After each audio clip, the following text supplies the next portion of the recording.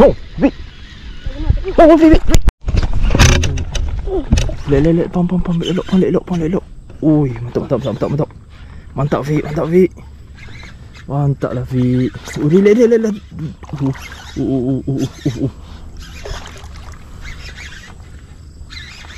Mantap lah, Vic. Janganlah ni. Janganlah tu sangat. Lek. Oh, pam. Main. Alamak, nak ambil kata sepi sini pula dah. Janganlah.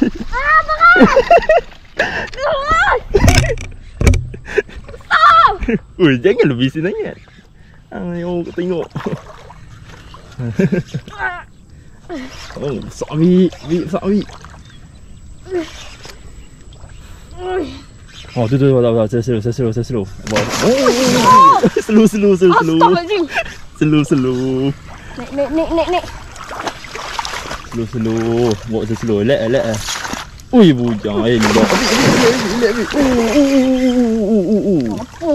Lek. Layan. Ni bapak gila ni. Okey.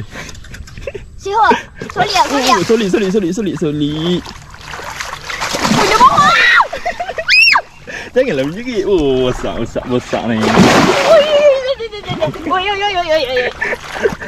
Sabar je. Nek. Tu angkat tu. Tak tu. Dah. Saya slow. Jangan. Basuh. Gerik. Kejap. Jangan. Main ni.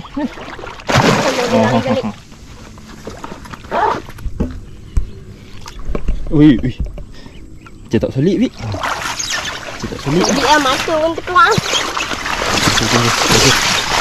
Buat slow angkat. Slow tarik.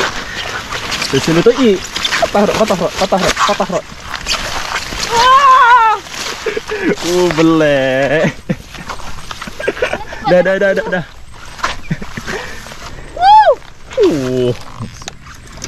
Ada ke enggak? Oi, tak ada. Mantap, Vic. Sikit. Mantap lah, Vic. Super.